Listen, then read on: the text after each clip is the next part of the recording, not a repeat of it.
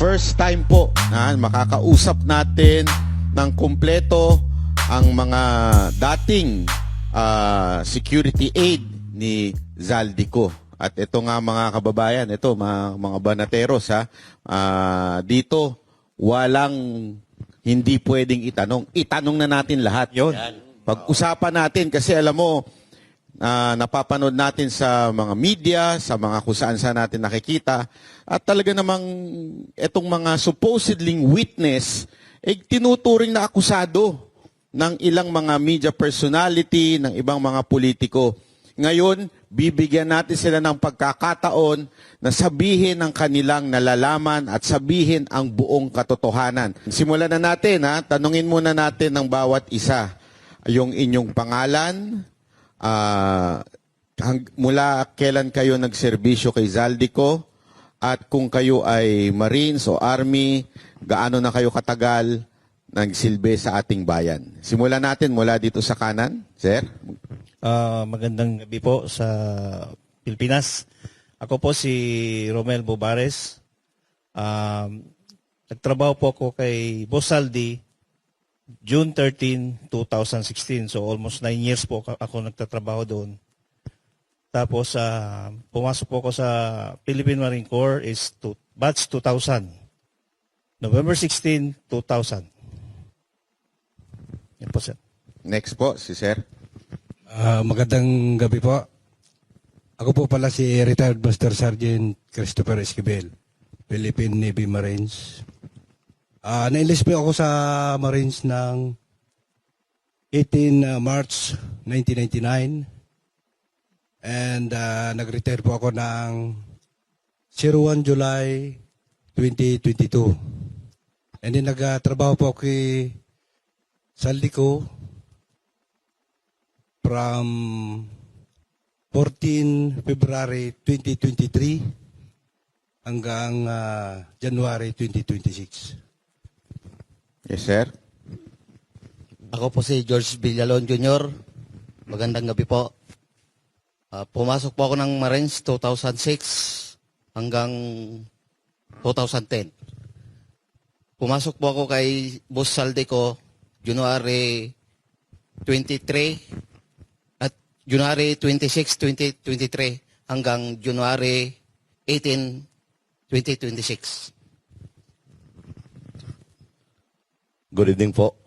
I am former Private First Class Cruiser Eldado. I am entering my service on September 2012 and I exit my service on March 2015. And I enter to Congressman Zaldico on February 18, 2024 and I finish on 31 December 2025. And I was assigned before in Marine Battalion Landing Team 1. Thank you. Yes, sir. Ako po si Cecilio Laroder Jr. Pumasok ako sa Philippine Marines 2003, April 3 po. Pumasok ako sa kay Kong Zaldico 2022, September 5. Nag-end yung ano ko sa trabaho kay Kong Zaldico is 2026, January 18 po. Thank you. Thank you. Ako nga pala si Julie Cadjao. Pumasok ako ng Philippine Marine Corps October 30, 2018. Tapos lumabas ako ng December 2021. Pumasok naman ako kay Boss Zaldi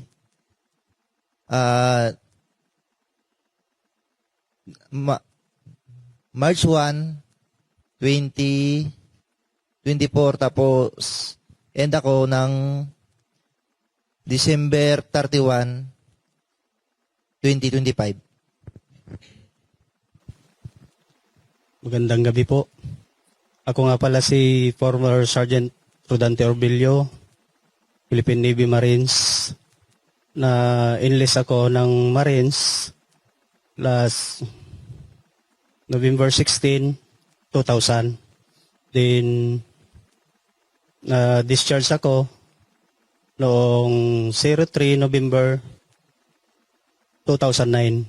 Then, pumasok naman ako kay Kong Saldico noong November 17, 2019. Na-in po ako ng na-terminate po kami noong January 18, 2026 po. Thank you. Magandang gabi sa ating lahat. Ako pala si Technical Sergeant Benes Bolontati, Philippine Navy Marines, retired. I was inducted as trainee on 16 November 2000.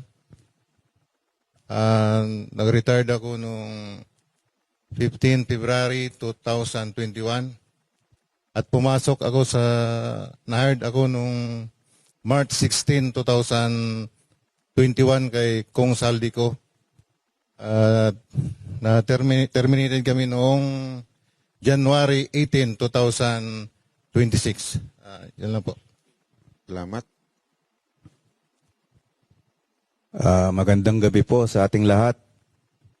Ako po si Romel C. Galapon, Philippine Army, retired. Pumasok po ako sa Army year 1996. Nag-retired po ako year 2017.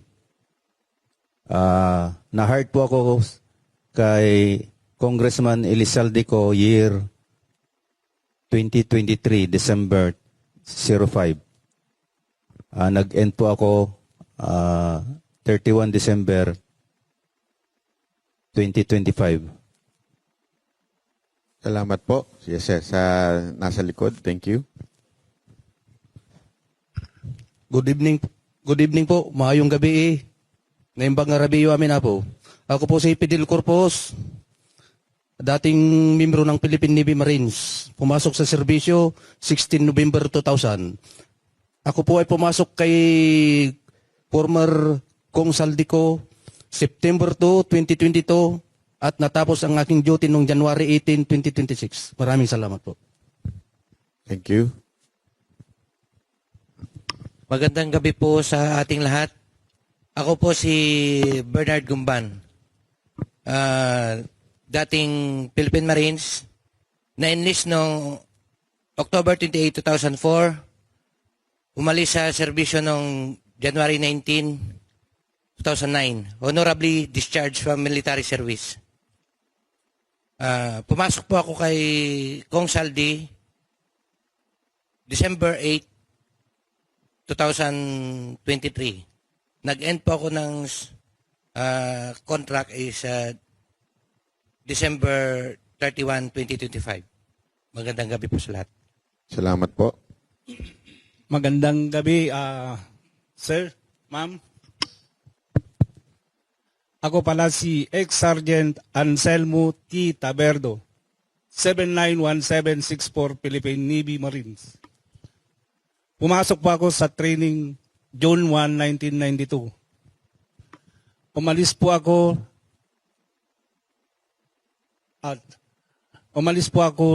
June 4, 2012.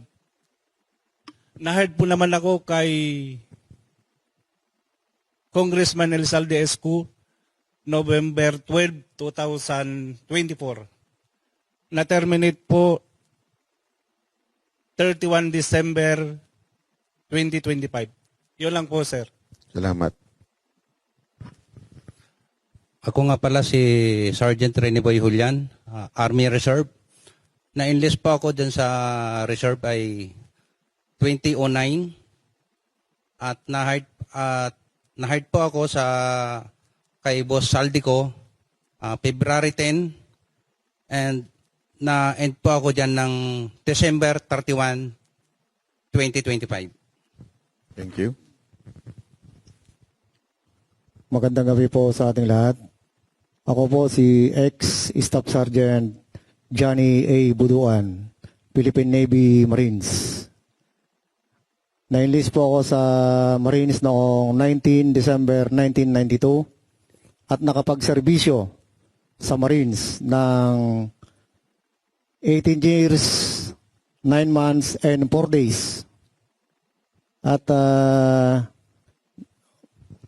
na-hired ako kay dating Congressman Saldico noong December 28, 2018. And terminated noong January 18, 2026. Thank you. Magandang gabi po sa ating lahat. Ako po si Staff Sergeant Walter Manalansan, Philippine Navy Marines, retired. Pumasok po ako sa Philippine Marines noon, 01 June 1992. At nag-retired po ako noong December 19, 2014 po. Pumasok ako kay Boss Saldi noong February 10, 2025 at na-terminate po ako ng December 31, 2025 po. Yun lang po. Salamat. Magandang gabi po sa ating lahat. Ako po si Hil Navidad Jr., Philippine Navy Marines. Na-enlist ako sa Philippine Marines noong June 1, 1992. Naging yung service ko noong 1993. Pumasok ako kay Boss Saldico noong January 24, 2003 hanggang January 18, 2026. Yun lang po.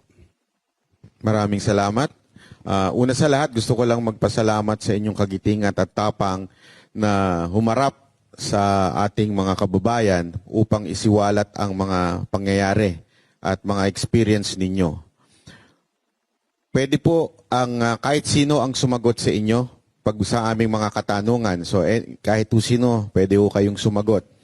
Unang tanong na ibibigay ko po sa inyo, kamusta naman po ang inyong pagpunta sa NBI kanina? So, ano ho ba ang inyong nararamdaman na kayo ay somehow ay inaakusa ng direktor ng NBI na tila nangangailangan lang ng pera, kaya kayo nagsasalita. Pangalawa ay kayo ay sandali lang namang nagserbisyo daw kay Saldico, pero kung papakinggan natin ang lahat ng pinagsasabi nyo, ang tagal nyo kay Saldico. Ano ho ba ang pakiramdam ninyo kanina pagkatapos nung hindi natin matawag na interview ito o baka interrogation? Ano ho ang inyong pakiramdam? Kahit sino po, pwedeng sumagot. Kanina sir, nung pumunta kami sa NBI, maganda naman po yung trato nila sa amin. At lahat naman po na kanilang tinanong sa amin, amin naman pong nasagot ng maayos. Yes sir, magandang gabi po. Kami po ay nagpapasalamat sa ngayon ng National Bureau of Investigation sa pakipag-asikaso sa amin nung dumating kami doon. Very hospitable po sila. Tapos maganda yung approach sa amin. At naiintindihan nila yung side namin at naiintindihan namin yung kung ano yung purpose para sa amin. Yun lang po, maraming salamat. Thank you po. Ano ho ba inyong naramdaman kanina na kayo ay hinarap sa NBI? Meron po? Okay. Siguro. Kayo, si Sir. Smooth sailing naman po, sir, sa kabuuan. Smooth sailing naman. Ayan. Okay. Master. Eto po, pangalawang katanungan natin. Kanina, dito muna tayo sa NBI, ano? Ano ang unang ginawa at ipinaliwanag sa inyo ng investigador pagdating nyo sa NBI para lang sa kaalaman ng ating mga kababayan na ngayon sikat na kayo sinusubaybayan na kayo sa mga balita. So para malaman nila kung ano yung nangyari sa NBI. Kahit sino po pwede sumagot. Sige po. Hello. Bali, ang unang tinanong kasi nila sa amin, sir, is about sa aming serbisyo. Kung talagang kami po ay tunay na Marines at saka tunay na Army. So, naliwanagan naman po sila nung ibinigay namin sa kanila yung mga length of service namin, kung kailan kami pumasok, anong serial number namin. So, doon naman po talaga na kung ano po yung mode of discharge ng mga bawat isa sa amin kung ano po yung mga lahat ng mga nangyari sa aming serbisyo. Yun po yung unang tinanong po nila sa amin, mga sir. Kung ano yung pangunahing tanong, ano ba yung tinanong sa inyo at ano yung ibinato sa inyo ng mga investigador? Wala pa naman yan sa korte, so maaari nyo pang sabihin yan. Saka tinanong po nila, sir, kung ano po yung mga participation po ng bawat isa po sa amin. Regarding po sa mga itong tinatawag natin na mga basura na yun ang mga tungkol sa mga mali-malitang pera po. Yun po yung mga tinanong po nila sa amin, sir. At kung meron po kami mga ebidensya na aming ipapakita, yun po yung mga tinanong. Gaano kayo tumagal kanina sa NBI? Matagal ba yung question and answer nyo doon? Almost kanina, sir, 3 to 4 hours. 3 to 4 hours. Yes, sir. Salamat Nagbigay pa rin kayo ng panahon sa amin para matanong. Coach. Una, bago ko kayo tanungin, in behalf sa mga Filipinos, no, hirong-hiro po ang dating sa inyo. At alam ko, napakahirap ng ginagawa nyo, lalo-lalo na yung may mga asawa at may mga anak. Kaya, sir, saludo sa inyong lahat dahil mahirap po itong ginagawa ninyo, itong sinisiwalat ninyo ay mabibigat na tao. No? Pero ito ang aking tanong, may mga dokumento o ebidensya ba kayong ipinakita o ipinasa sa NBI kanina? And bigyan ko na rin ng follow-up question, kasi merong sinasabi itong si Director Matibag na meron daw 8 sa inyo na hindi naman nagtrabaho kay Saldico or under doon sa ibang handler. Meron po ba dito? Sino dito yung 8 o meron po ba o wala? Linawin nga natin. Sige po. Sir, wala. Yung sinasabi po ni NBI Director na yung 8 po na hindi po nagtrabaho kay Boss Saldi, hindi po yung totoo, sir. Lahat po kami, sir, nagtrabaho kay Boss Saldi ko. Saan kaya niya nakuha yung chismis na yun? Di lang namin alam po, sir, kung saan po nanggagaling yung mga... Paano ba kayo napasok bilang security ni Saldico? Meron bang particular na tao na kumontak sa inyo o si Saldico mismo tumawag sa inyo o ni-refer lang kayo ng bawat isa? Kung may kaibigan kayo o may isang tao kayong parang handler? Sige po. Unang-una po, sir, nag-hire po si Boss Saldi ng Marines. So first siya nag-hire sa amin PA Marines. So lahat ng proseso ginawa po namin pag-apply. So sa totoo lang po, sir, ako po yung unang-unang Marines kay Boss Saldi. Bago dumami itong mga Marines. So 9 years po ako kay Boss Saldi ko sa kumpanya. So sabi niya sa akin, yung namatay si former Congressman Matucabe, sabi niya sa akin, Sam, I need 7 Marines right now in 1 week. Can you produce? Sabi ko, yes, sir. So, wala pang 1 week, sir. Nakaproduce po ako ng 7 Marines. So yung ganun po yung nangyari. Tapos tuloy-tuloy na po yung pag-hire namin at saka bawat isa sa amin, sir, magkakakilala kami. May mga classmate kami dito sa training, sa Marines. So, yun pong hina-hire namin po sila para, siyempre, ayaw kasi ni boss na hindi kilala ni boss. So, automatic, na-hire po sila. Dumadaan po naman sa proseso. Okay. Yun lang po, sir. May ano ba kayo, sir? Meron kayong idea bakit Marines ang kinukuha kadalasan? Ang kuan kasi, sir, ang story po kasi niyan, yung po sir, mga tulpo, Marines po kasi yung mga security niya. So nag-usap po sila, sabi po, Boss Saldi, ano ba yung mga security mo? Ganito. Sabi niya, kuha ka ng Marines. Hindi ka iiwan yan hanggang kamatayan. Pero biniro niya, huwag mo lang gutumin. Yan. So ito, boss, wala nang question, no? Kasi may mga nagtatanong may mga nagtataka, hindi, sinisiraan lang yan si Martin Romualdez, hindi naman niya nagtrabaho kay Saldico. So, ngayon, i-close na natin yung diskusyon na yon na hindi kayo nagtrabaho kay Saldico. Dahil lahat po kayo dito ay nagtrabaho pala kay Saldico. Okay. May katibayan po kami, sir, na may mga company ID po kami. Ayun.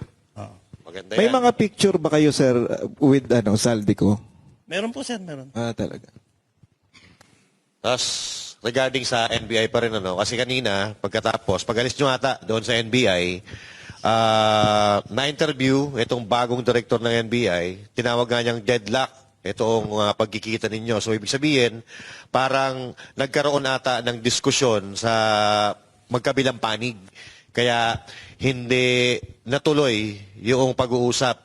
At isa pa sa inireklamo niya ay hindi raw kayo pumayag noong one-on-one nakakausapin. Ano po ang masasabi niyo doon? Sir, ganito ka, sir. Nung pumunta kami, sir, sa himpilan ng National Bureau of Investigation, is nag-iisa lang po yung aming abogado. So, may karapatan po kaming magkaroon ng abogado bawat isa. So, hindi naman kayang isustain ng isang abogado lang po yung bawat isa, sir, sa amin. Kaya, hindi kami pumayag talaga, sir, na hiwa-hiwalay, sir. Yun, maliwanag. Anong masasabi niyo dun sa parang akusasyon na dahil sa economic problem daw ninyo, ibig sabihin, nangangailangan lang daw kayo, kaya kayo nag-iingay at nagsasalita. Ano masasabi niyo? Hindi ba kayo nasasaktan dun? Sir, sa amin, sir, bilang mahirap na mamamayan ng Pilipinas, kahit ganito lang po yung estado ng aming buhay. At since nung umalis kami sa serbisyo hanggang nagtrabaho kami kay Boss Saldi, meron naman po kaming kaunting naipon. Although na natanggal kami, pero yung naipon namin yun, sir, yun po yung ginagamit namin hanggang ngayon, sir, na ikinabubuhay ng aming pamilya. So, yung mga nag-aakusa, sir, sa amin na lumantad kami dahil lang sa kahirapan po, sir, hindi po magandang akusasyon sa amin, sir, yan na ginagawa nila, sir, sa amin. Yung iba po, may gustong idagdag doon? Yes, sir. Nagtataka nga po ako bakit nasabi niya yun. Kasi dito sa amin may mga retired po, pensionado po kami. So buwan-buwan po meron po kaming natatanggap na dahil nagserbisyo kami. Optional retirement po kami. 4 yata kami dito. Tapos meron naman po kaming konting negosyo na nasusustain naman namin yung pangangailangan ng mga pamilya namin. Kaya dapat, hindi niya po dapat sabihin yun kasi nandito po kami ngayon para sa bayan ito eh. Masyado ng talamak yung ginagawa nilang pagnanakaw dito sa pondo ng ating bayan. Kaya dapat matuldukan na to eh. Yan lang po. Meron pa po gusto magdagdag doon sa akusasyon sa inyo? Ayan, si Sir. Sir, magandang gabi po, sir. Sige. Meron pong mga senador na ayaw nilang humarap sa Senado. Kasi siguro natatakot sila na pagdating doon, baka masabi na, kasama ka pala, senador siya nabigyan. Yun lang po, sir. Okay, sir. Sir, may dagdag ko na rin. Yung sinasabi ni Director NBI ay hindi naman ganun po yun. Ang totoo po nakapag-ipon na rin naman po kami sa tagal namin doon kay Boss Saldi. Tapos po, may separation pay din kaming natanggap. Ayun. Kaya sapat po yun para sa amin. At hindi po kami nagpapabayad dahil lang dito sa kwan na ito. Lumabas kami talaga, bukal sa aming kalooban, sa mga kasama ko. At nakausap din namin si attorney, Balikod. At yun po, na lahat ng mga katotohanan tungkol sa korupsyon dahil naawa po kami sa taong bayan. Apektado po lahat talaga. Saka po, yung PhilHealth po natin, sir, nakuha pa rin ng kawawa po yung mga may sakit na dapat ay para sa kanila yung PhilHealth na pakialaman pa po.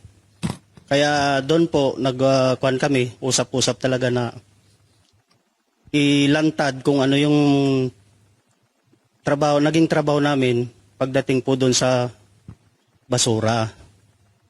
Kaya po nandito kami ngayon, sir. Yun lang po. Salamat. Yes, sir. Isa pa sir, dagdag. Lumabas po ako, para sa akin, lumabas po ako kasi pag hindi ko nilabas yung katotohanan, konsensya ko po habang buhay. Yung katotohanan na nalalaman ko. Yun lang po. Isa pang akusasyon sa inyo yung dishonorable discharge. Ilan po sa inyo ang nagkaroon ng dishonorable discharge? Makita ko nga po yung kamay. Maaari po bang magbigay sa inyo ang ilan kung ano yung dahilan at kayo ay na dishonorable discharge? Kasi yun ang isang inaakusa sa inyo na para tilang pinalalabas, yung iba pa, may sinabi pa nga, murder daw yung case. Hindi ko nga maintindihan kung murder, bakit nasa labas kayo? 'Di ba? So, paliwanag nyo na yung kung sino man yung gusto magsalita at magsabi kung bakit kayo na dishonorable discharge. Sige po, sir. Ako muna po. Yung dishonorable ko po, sir, sa Philippine Marines, nangyari po noon, nasa serbisyo po ako. Ngayon po, hindi ko po akalain na ganun yung mangyayari sa akin dahil yung case nung civilian ako wala naman po talaga akong partisipasyon doon. Tapos po, nakapag-clearance ako sa Marines, nakapag-enlist ako noong 16 November 2000, clear naman po ako.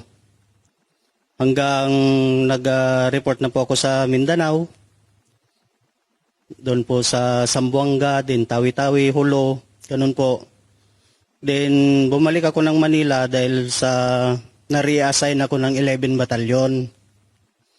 Doon po nalaman ko na meron po akong kaso na nilabas ng Philippine Navy laban sa akin na nasangkot ako sa kaso. Yun po frustrated murder. Yun po. Then, ang ginawa sa akin, na-discharge po ako. Tapos, inayos ko po yung kaso ko sa regional, doon sa probinsya namin, sa Pangasinan. So, matagal po yung proseso kasi po sa korte. Then, naipanalo naman yung kaso. Nagkaroon po ng resolution, yung case. Tapos pinarnisan ko po yung NBI para makapagkuha po ako ng clearance.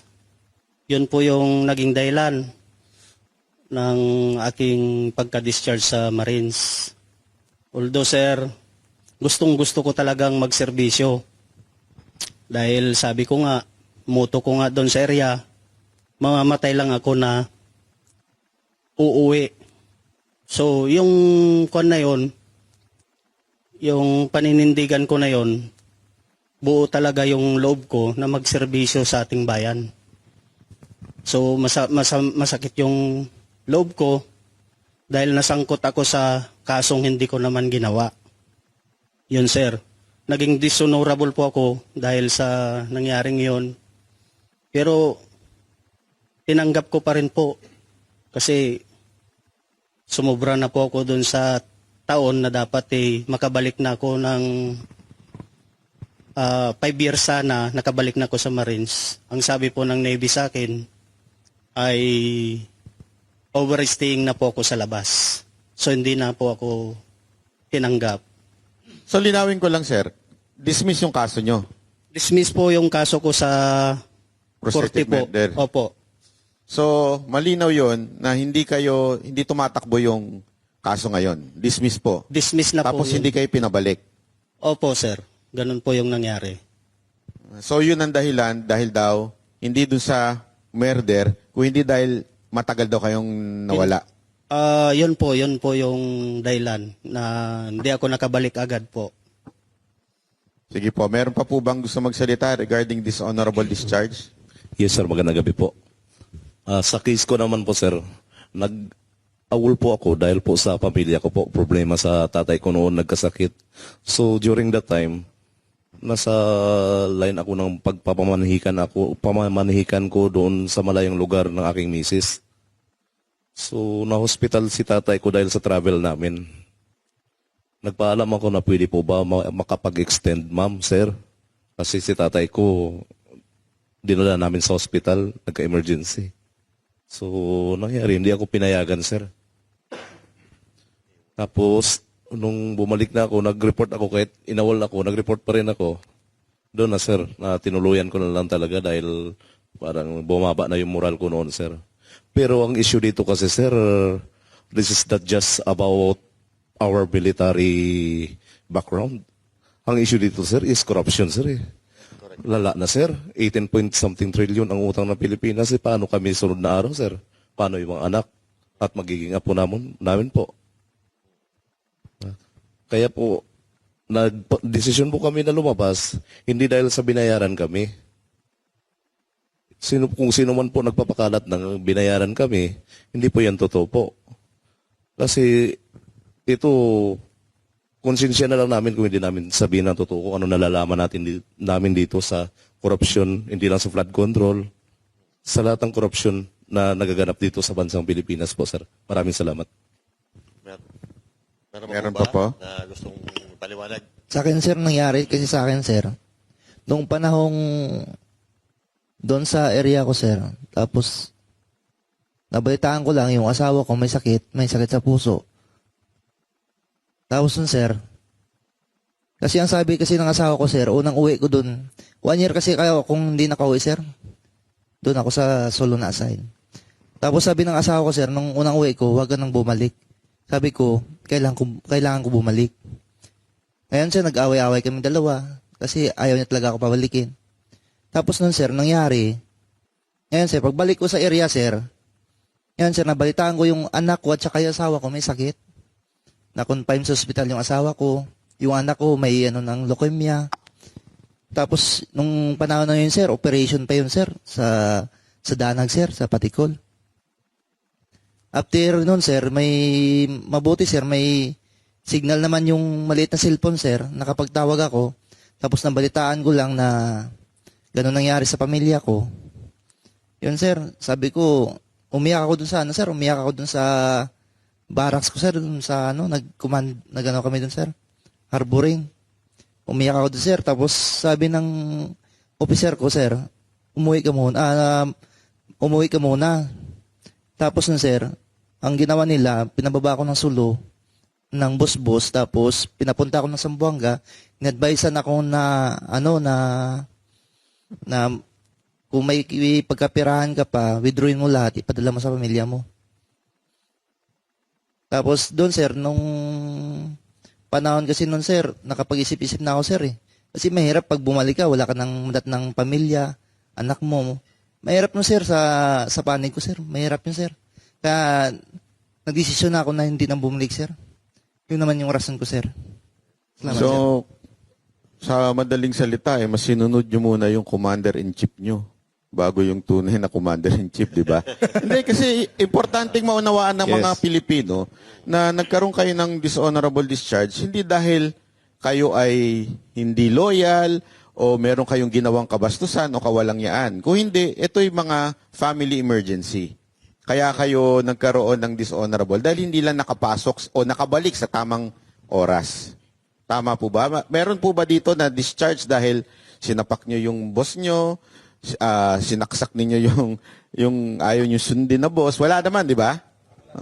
So, sige, coach. Ito, narinig ko yung sinabi ni Sir eh. Maganda yung sinabi niya na bakit ito nagiging issue sa amin? Ito ay issue ng korupsyon. Sa katunayan, binabanggit ko to sa vlog ko, hindi naman issue kung sila yung pinakamabuting tao sa Pilipinas o sila yung pinakamasama. Corruption yan eh. Ngayon, nakahanda ba kayo? Kasi marami pang ibabatong ganyan sa inyo. Ang sisilipin ay hindi korupsyon. kung hindi kayo. Ang tanong dyan, hanggang kailan kayo, sir? Nakahanda ba kayo na baka araw-araw may bagong ibabato sa inyo at hindi yung maleta o kung saan napunta yung maleta o saang proyekto napunta yung pera ang iimbestigahan? Handa ba kayong harapin yung mga akusasyon? Sige, Sige. kasi ito yung pagkakataon nyo na makasagot kayo dahil usually sa interview nyo at interview doon sa NBI, ang dating talaga is kayo ang iniimbestigahan eh. Sige, Dagdagan ko na rin na yung tanong na yun para isagot nyo na ng isahan. Di ba kayo natatakot na ang inakusahan ninyo ay isang pangulo ng Pilipinas na pinagdeliveran? Sige, Mike po. Sir, hindi kami natatakot kasi ang sinasabi lang namin dito ay pawang katotohanan lamang po. At bis po doon sa trabaho namin, nasaksihan naman talaga namin yung mga pera at kami yung nagdadala sa mga sangay ng gobyerno po natin. Yun lamang po. Okay, may gusto sumagot? Yes, sir. Sa likod. Yung ginawa namin dito, sir, wala naman po kaming sinisirahan eh. Ang nilalahad lang po namin dito, yung katotohanan. Kasi po, tinarabaho namin yan eh. Nagbasura kami, dineliver namin. Nagsasabi lang po kami ng totoo. Wala po kami sinisiraan dito. Yun lang po. Tsaka yung ano sir yung napansin ko, yung pagbabayad daw sa kanila kaya sila lumabas. Walang sense eh. Kasi isipin mo, gobyerno na nakaupo, yung kakalabanin nila. Pwede sigurong bayaran sila para manahimik. Yun, pwede pa. Pero yung bayaran para lumabas at kalabanin yung gobyerno, parang mahirap eh. Imposible eh. Master. Pero meron na. Meron akong balita. Sino yan? Bulong-bulungan. Binayaran? Na may mga nagtangka magpatahimik sa inyo. Gusto bayaran, boss? Meron Meron dyan, sir, magsalita sa inyo tungkol dito. Meron daw nagtangka magpatahimik sa inyo at nag-alok ng maleta. Yes or no? Yes po, sir. Magkano to? Sige, yung sagot po, yung sagot. Hindi naman sir usapan ng malita ito sa pag-operness sa amin na babayaran kami. Pero hindi po kami pumayag doon.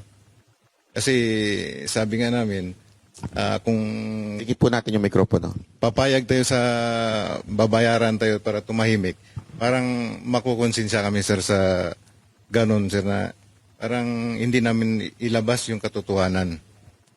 Pero ito, marami nagtatanong din eh. Sabi nila, parang it's too good to be true. Anong ibig sabihin nun? Parang, imposible naman. Sila yung nagdi-deliver ng maleta nun. Hindi ba sila kumupit? Yun yung mga tanong ng mga tao eh. Hindi ba sila kumupit? Hindi ba sila na-tempt na humingi doon sa pinag-deliveran nila? At tapos mananahimik na lang. Ano masasabi niyo sa mga tao nagsasabi ng ganun? Yes, sir. Sige, nasa likod. Sir, yung mga nagsasabi kasi ng mga ganyan kasi sir, mga, kumbaga sa ano sir, mga isip munamon sir eh. Pag sa yun ang paningin ko sir sa kanila sir. Kasi kung balik rin natin sila sir yung nandito sa kalagayan namin sir. Kaya nga nandito kami sir at para ilahad itong kalokohan ng mga ginagawa ng ating mga namumuno o yung mga pinanggagalingan sir ng mga ating mga ninakaw na pera na yan. Nandito kami sir para aming ilahad talaga sir yung mga nalalaman namin. Kaya yung mga naninira sir sa amin, normal lang naman sir na tanggap naman namin sir yung mga paninira nila sa amin sir. Hindi ko po alam kung nabalitaan nyo na ito eh. Kasi merong kumakalat ngayon na hindi naman kasikatan na journalist na nakakuha daw kayo ng tigli 5 milyong piso. Pabalato naman mga boss. Ano masasabi niyo doon? Tigli 5 milyon daw kayo eh. Sabi ng isang journalist na hindi naman kasikatan. Pakisagot lang para malinaw po yung issue na yan. Sino kaya yan sir? Dapat itanong yan sir sa ano sir kung sino nagsabi sir sa kanya. Ano ito ng ano kung di ako nagkakamali, dati siyang anchor ng ABS-CBN at ngayon parang may column siya sa isang Yan ba dyaryo. yung bakla? Medyo matanda na to medyo matanda na. Baka na-deliveran din yan, sir. Baka kaya ganyan na-deliveran sinasabi din. niya. baka na-deliveran Baka din. na-deliveran din yan, sir. Ito, diretso na tayo. Di ba nabanggit ninyo na merong media na pinag-deliveran o merong PR? Maaari nyo po bang sabihin yung pangalan? Kung ayaw nyo sabihin yung pangalan, okay lang din. Pero saan nyo to na-deliver at para saan itong delivery na to kung alam ninyo? Kung may alam lang kayo. Yes sir, para sa akin kasi ako, na-assign ako sa binanggit na media personality o media, ano sir. Bali, ang activity namin araw-araw and every time may meeting na mga personalidad sa media na kilala din. Kasi parang, ano yan, meron nga kaming na-deliver sa house. May na-deliver nga kami sa, hindi ko lang muna sa bagitin sir kung ano establishment. Basta bandang, rin sir. Madirig na siya? Mas Morato.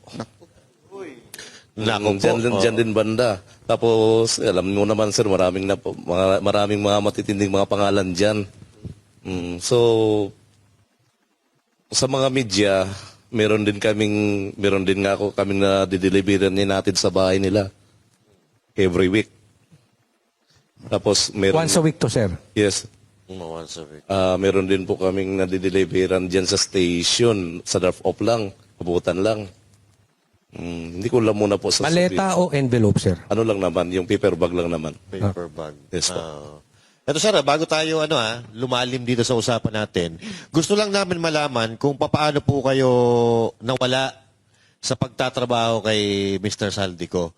Na tanggal po ba kayo dyan pag alis niya papunta ibang bansa o bago pa siya mapunta ng ibang bansa? Nung umalis na po siya sir sa papunta ibang bansa po. Doon po kayo nawalaan ng trabaho sa kanya. Yes po. Yes Pero po. nung nandito pa po siya, nandyan po kayo sa kanya. Andyan po sa kanya po. Okay. Malinaw. Yes po. Sige po. Ayan. Sir, kailan nyo na-realize na yung dinideliver nyong maleta o basura, pera na ng gobyerno? Nare-realize ko po nung kasagsagan nung andun ako sa kanya dahil minsan nagpipick up din kami sa Horizon. Inaabot din yung AE niya, ni Paul. Ang perang na ginagamit for operation niya kung saan yung may mga meetings. Yes po, ganun po. Kayo, meron bang iba kung kailan nyo na-realize na ito ay pera ng bayan? Meron po? Kailan nyo po na-realize na, sandali, medyo may mali na dito Medyo sobra-sobra na tong pinamimigay namin Kailan nyo po na-realize yun? Tapos isa pa dun sir, yung dito sir, yung pumutok na po yung flood control. Yung pumutok na flood control, doon na namin unti-unting naintindihan na galing pala doon yung pera. Hindi pala sa negosyo, hindi lang pala sa negosyo ni boss. Okay. So ang paliwanag ni Saldico, sa negosyo niya yan? Ang pagkakalam po namin sir, kasi negosyante nga si boss sir. Yes po. Okay. So, naintindihan ko na. Kasi tinatanong ng iba, bakit ngayon lang kayo nagsalita na ganito? Meron pala, noon pa, meron ng ganon dahil sa negosyo niya. Yes po, sir. Okay. So, maliwanag sa atin, no? Nung pumutok yung flood control dahil na-fact check ng kalikasan, doon nagduda sila sir na ito palang hinatid natin na pera, galing pa ito sa kaban ng bayan. Pero eto, ano po ang masasabi ninyo doon sa statement ng isang mambabatas na kahit daw 5 taon kayong mag-deliver ng maleta, hindi kayo makakapag-deliver ng 805 billion. Totoo ba yun? Kasi doon sa 805 billion, di ba? Sabi ni Atty. Baligod. So kahit daw 5 taon kayo na maghakot ng maleta, hindi daw mabubuo, mahirapan daw mabuo yung 805 billion. At sinabi, papasubok daw sa inyo sa NBI. Pinasubok ba? Hindi naman po pinasubok ng NBI. Sir, lapit lang po natin yung mikropono pag sumagot tayo. Sige, sir. Ang sistema kasi sir, ang sabi nung sa balita, paano bilangin yon? Binibilang sa machine. Pero sa pagbilang ng mga EA na nakikita namin, naka-bundle na yan sir. 1 million, 20 million. Ganun na yung bilangan sir, hindi na sa machine. So, hindi kayo ang nagbibilang, yung EA. EA sir. May idea kayo kung nasaan yung EA ngayon? Ito yung Paul at Mark, di ba? Yes, sir. Wala din kami balita po, sir. Wala. Wala din po. So, kayo, basta hindi nyo naman siya binibilang na, basta dinadala nyo na lang bulto-bulto, 1 million, isang manok, di ba? Yes, sir. Pero nandun kayo, sir, nung kasal, nung aid ni Saldico. Wala po ako nun, sir. Kasi matindi daw yung handaan, boss eh. Nung kasal ni... King crab ba doon? May king crab? May king crab. Ayun. Nandun ako, sir, nung ikinasal si Sir Paul Estrada. Ayun. Dahil ako yung driver ni Joey de Guzman nung time na yon. So, talagang bunggang-bunga, sir. May Ferrari pa nga eh. Saka, Ferrari saka big bike. So, big time. Big time talaga. So, sa tingin nyo, sir, nakinabang din yon? Sa tingin nyo po, nakinabang din yon yung tao na yon? Yung kinasal? Sigurado yan, sir. Yes. Sigurado. 100% yan, sir. 100%. Oo, kasi nag-viral yun, boss eh. Talagang matindi daw yung handaan, tapos mga bigatin yung mga bisita eh. Kaya yun. Yes sir, Blood control. kasama din ako doon nung kinasal si Paul Estrada. Nasaksihan ko talagang naka-ingrandi talaga.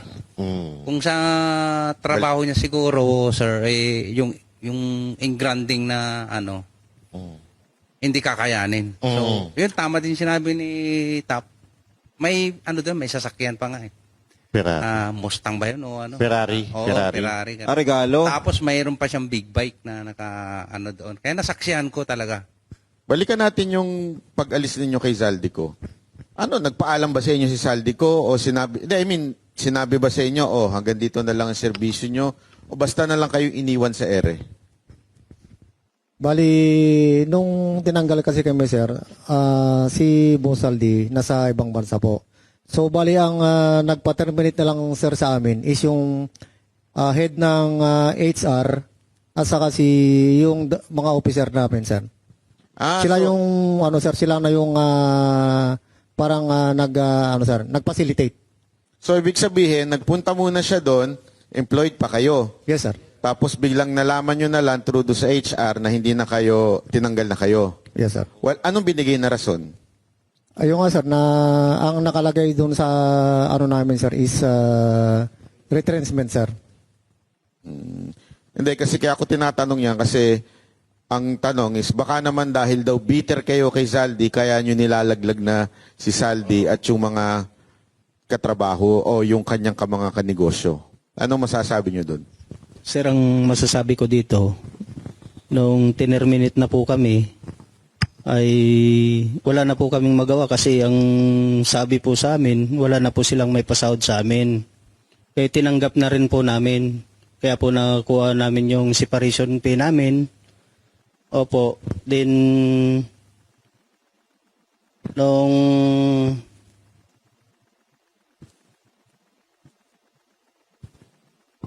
nung kalati lang po yung binigay pala sa namin, sir. Sa benefits na binigay po sa amin. Pero naging sapat pa rin yun sa amin kahit sa malit na halaga, malaki na yun sa amin. Kasi po, kailangan so hindi nabuo ni Zaldico? Opo. Ito si Zaldico, may pera pandemanda sa akin. Hindi mo lang binayaran ng buo ito mga ito. Talaga. So may utang pa pala po sa inyo si Mr. Saldico. May panahon siya magbayad ng abogado laban sa akin pero Tapos di mo sweldo. pambira ka Zaldico. Pero eto boss, regarding pa rin ito sa sa mga pera-pera na yan. Kasi media personalities, nasabi nyo kanina na merong nag-aatid kayo ng pera, especially si Sir. Sa mga government officials, O pwede ba natin sabihin kung kanino kayo madalas na mag-deliver? At kung ito ay tuwing meeting lang ba o regular? Yan. Nakaschedule ba? O ito, sa araw na to, magdi-deliver tayo kay... Linggo-linggo. Oh, Ibig sabihin, linggo-linggo. Linggo-linggo. Magdi-deliver tayo kay Junel. Magdi-deliver tayo... So, ano ba ang format ninyo? Government official, ha? O pag inutusan lang kayo, doon lang kayo nagdi-deliver? Ayan. Sige nga po, meron pong gusto Kahit sumagot. sino po. Simula nang umupo si boss ng chairman ng APRO, yung routine ng pagdi-deliver, yung regular, kay dating Speaker Romualdez. So, sa Portito, umpisa niyan 2022, September, sa Portito hanggang December 2023. Ngayon, hindi ko alam kung bakit nalipat. Nalipat siya sa 14 Nara Street, South Forbes. Doon na po yung sunod na imbakan. Yun pong regular na duty. Pag-deliver namin sa kay dating speaker. Speaker Romualdez. Meron pa pong iba? Na Yung regular, personalidad? doon muna tayo sa regular. At saka yung madalas nyong pinagde-deliveran. Siguro sundutan ko na rin, Banat Bay. Kay Speaker, simula 2022, tama ba? Regular po ito. Ngayon, kay Presidente naman, Kailan nagsimula regular ba yan? to? Kailan nagsimula? Sino po ba dito nag-deliver sa Ilocos? Wala dito. Wala dito? Opo. Okay. Pero alam nyo po ba kung kailan din, gaano kadalas ang pag-deliver doon? At Kailan ilang nagsimula? beses? At kailan nagsimula? Hindi po namin direct na nagde-deliver kay BBM. Kasi po ang alam namin, dun sa kay speaker, siya na po partida ni BBM. Yung sa Ilocos? Meron din dyan yung may participation yung ibang tropa. Pero wala po dito. Wala dito. So, Tama po ba kasi kung tama yung aking pagkakaalala, ang sabi ninyo ay nag-deliver kayo sa Ilocos, may one time pa nga eh. Hindi ko alam kung one time o gaano kadalas na si Sandro pa ang tumanggap. Nandoon siya. Tama po ba? At meron ba kayong picture with Sandro? Yung nag-deliver po, meron sila. yung nag-deliver, may picture kay Sandro? Apo. Kay... Na tinanggap niya yung pera? Yung dineliver po nila. Kasi nagpa-picture sila doon sa bahay po. Kay kay Speaker Romualdez, may picture po ba kayo? Mostly kasi yung nagre-receive dyan, yung Mayordoma po. Sa Portito. Wala, may picture yung mga EE po. Minsan mag-picture nga umiiwas kami kasi hindi man kami iniisip namin na balang araw gawin namin ebidensya ito. Kasi sa amin po, trabaho lang. Nakikita nyo siya personal, si Romualdez? Wala po siya sa pag mag-deliver. Okay. Tundutan ko na rin yan. Sa dami-dami ng diniliberan nyo, sino yung nakikita nyo ng personal na politiko o government official? Yung talaga nakita ninyo? Kahit hindi tumanggap pero nakita ninyo? Sa townhouse naman, marami pong politiko diyan na pumupunta at nakikita po namin na paglabas nila, meron na pong dala na paper bag, expandable envelope. Kasi yung mga dala-dala po nila, kami pong nagdala yan galing sa Horizon, pinakarga sa van para pagdating dun sa Saan yung townhouse. townhouse? Manila Polo Club Townhouse. Sir, sinong sila yan? Sinong nila? Sino-sino itong mga to? Marami po dyan. Mari po ba kayo magpangalan? Nang naalala ninyo?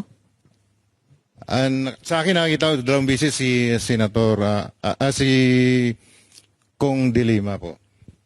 Dalawang beses ko siya nakita. Yung iba po, may bit-bit ba siyang expandable na, no? Meron po, meron. Ayun. Meron siyang bit-bit mismo. Siya mismo yung bumit-bit. Boss, linawin lang natin kasi ito nakikita natin sa social media, itinanggi ni De Lima.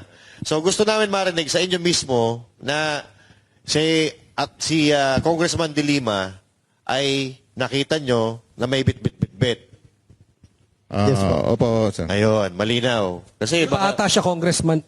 Oo, hindi pa. Pero anong nararamdaman ninyo? Sigurado naman napapanood niyo yung news, di ba? Ano yung nararamdaman ninyo na, eto nakita ko to diniliberan pero deny ng deny ngayon. Anong nararamdaman ninyo? Sige, sir, yung may. Naiinis, sir. Naiinis? Kasi parang kami pa yung lumalabas na mali. At sinungaling. Mukha nga inis si sir. Oo. Sino pa? Kasi hindi naman po namin sasabihin yun kung halimbawa ko lang po, sir, no? Ordinaryong mamamayan lang po ako. Paano ko po malaman yung bahay niya kung hindi ako napunta doon? Yun. Makes sense. Tama. Oo. Ito pa, boss. Di po ba, sir? Sino pa po? Ano yung nararamdaman nyo tuwing napapanood nyo sa TV? Itong taon to, deny ng deny, dinimanda pa yung abogado namin. Talaga namang tumanggap siya. Sir, isa lang masasabi ko, don't shoot the messenger. Yun. Ayun. magaling. Ito, diretsuin ko na yung tanong siguro. Diretsuin ko na. Si Senator Soto, meron bang nakapag-deliver kay dito? Ako na, sir, magano siya. Kasi minsan ginawa niyang Itbulaga eh. Ang ganda, sir, nung ako yung dyan, yung team advance. Ikaw. So, nauna kami sa area, sa Baclaran, sa building.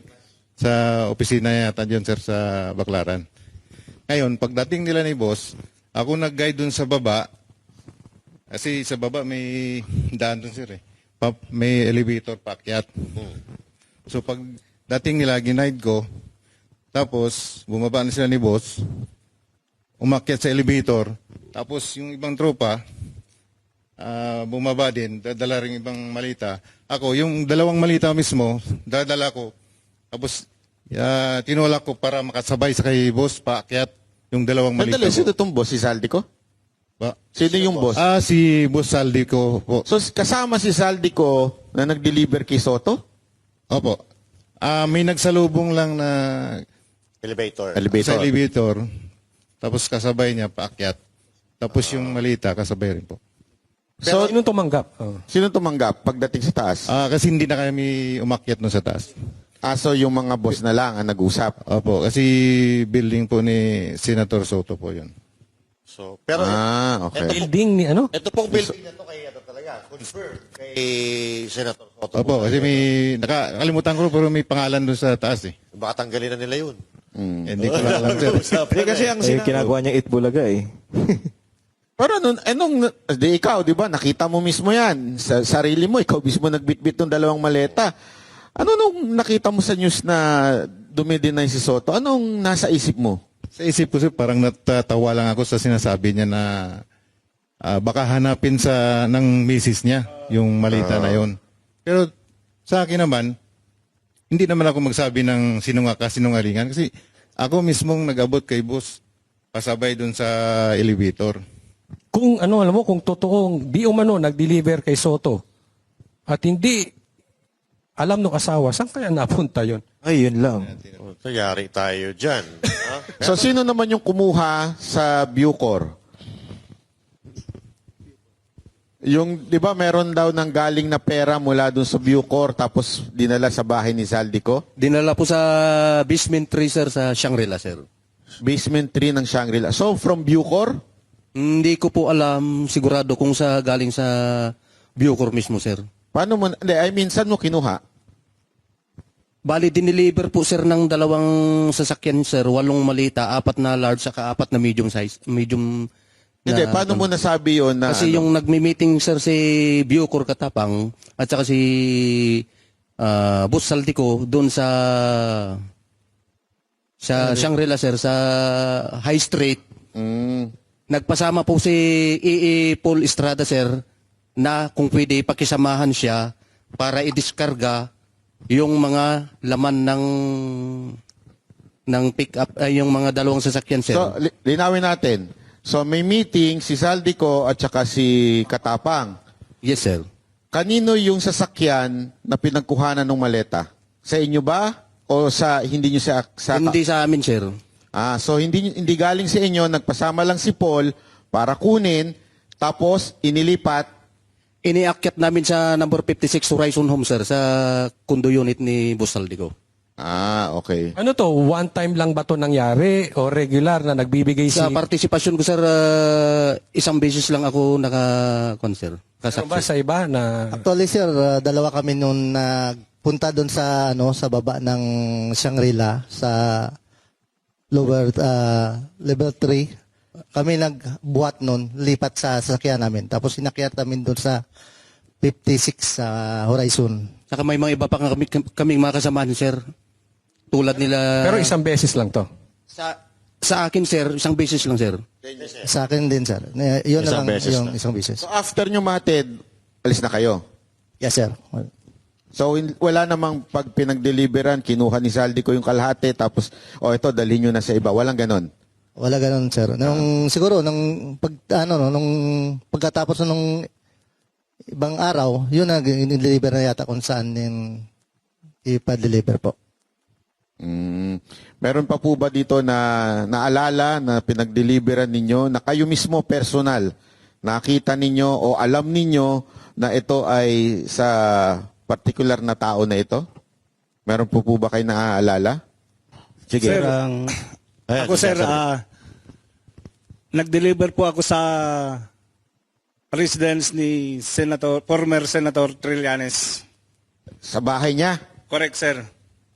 Okay. Maleta o envelope? Dalawang envelope. Hindi mo binibilang yung laman nun? Sir, ang concern talaga kung sino nagbibilang dyan, sir, ay yung mga AE. Kasi kami, sir, driver bodyguard lang. So, ang concern lang namin, magmaneho, ang pagbibilang ng pera, yung mga AE. So, nung diniliver mo sa kay Trillanes, siya ba ang tumanggap? Tao niya ba? Sir, yung pagdating na namin doon sa bahay nila, si Mark Tiksay na po yung pumunta doon sa loob ng bahay. Paano mo nalaman ng bahay ni Trillanes yun? Sir, 2 beses po ako nagpunta doon. At saka yung bodyguard niya ay nadoon kabats ko din. Okay. Okay. At saka, isa pa, sir, dagdag ko pa. Noong panahon na nagdadrive pa ako kay Joey De Guzman, 2 beses ko din na sinundo doon sa may DBA, Dasma Village, Makati, si former Senator Sonny Trillanes. Kasi ayaw niya magpakilala, sir. So hindi ko alam kung bakit ayaw niya magpakilala. So sinundo ko doon sa may gate ng Pasay Road. May nabanggit kang Joey De Guzman. Sino ba ito? Ito ba yung media personality? Media siya, sir. Siya yung pinag-drive namin. 2 po kami dati. Nagkapalitan. Sige, Mike, sir. Bali ako yung nandun una, sir, 2024, andun ako. Kay Joey De Guzman? Yes po. Nung nalipat ako sa team ni Madam, ni Maylin Arco, si Top Taber doon na pumalit sa akin. Ganun pa rin yung aktibidad namin, sir. Activity ng saan ihatid yung pera. Pero, di ba, tama ba ako? Ito ba yung sa media? Ito si Joey De Guzman? Tama ba? Yes po, yes po. May mga kasama pa yan sila, sir. Hindi ko lang muna baggitin kasi nasa private individual. Wala din po sa affidavit. Okay. Yun po ang reason bakit hindi namin sinama. Yung isang halimbawa lang yan, sir, si Joey De Guzman. Joey De Guzman po. Pero siya, nakakatanggap din. Possible, sir. Meron Yes, pa, sir. sir. Ako po, sir, kay dating Senator Trillanes, nakapag-deliver din po ako doon ng 2 beses sa residence niya. Folder o maleta? Yung una po naming dineliver doon, sir, ay paper bag. Tapos, kasama ko po noon si Paul Estrada, yung iipo ni Kong Saldi. Yung pangalawa po, 6 na malita yun. Kasama ko na po si Mark Tiksay. Yung EA din po yan ni boss. Kaya kung ano man po yung inaano niya sa TV, todo deny po, imposible naman siguro. Anong nararamdaman nyo nung siyang unang-unang pumiyok at nagalit Kaya nga at po, sir, dinimanda ang naiinis kami, lahat? sir, eh. Ha? Kaya nga po, sir, naiinis kami. Naiinis, nagagalit ka rin po kasi totoo yung sinasabi mo eh. Tapos, pinapasinungalingan niya. Si Sir. May kanina si Sir may gustong sabihin. Sige. Sir, experience ko rin po kay former Senator Trillanes. Itong 2025 po, nagdala kami ni Mark Tiksay doon sa bahay niya dyan sa may Antipolo. Isang expandable paper bag po. So, regular din po pala itong pagdi-deliver kay Trillanes kasi si Sir 2 beses, si Sir 2 beses. So, talagang matindi talaga kasinungalingan. Sa tingin mo magkano yung isang ganun? Kubalto Paper yun, bag? no? Depende po, boss eh. Pagka medium, maabot ng mga Anong laman nun, sir, yung paper bag? Ano yan? 5 to 10 m. 5 to 10 5 to 10 talaga? M? Ano kalaki yung paper bag? Malaki, hindi yung maliit. Oo. Makapal sa paper bag dyan. Malaking paper bag. Ang sarap ng buhay ni Trillanes. Minsan nga, sir, napupunit pa eh. Minsan nga po napupunit pa. Sa paper bag. Napupunit pa sa bigat. Aba, malupit pala talaga ito si Trillanes, ha? Sinungaling po talaga yan si Trillanes eh. Bakit po? Paano po hindi sinungaling? Kasama ko po sa Magdalo. Biro mo nung tinanong siya ni Ma'am Jessica Soho na pumaliktad daw ako. Nung time po na yun sa Oakwood, pinababa po kami ng junior officer niya. Marami po kami pinababa nun. Tapos sinabi niya po na bumaliktad daw kami. Nakulong po ako ng 2 taon. Nalagasan po ako ng 2 rangko, 3 rangko na pinaghirapan ko pong spot promotion sa Mindanao yun. Kasi naniwala kami sa kanya. Naghirap po yung pamilya ko noon.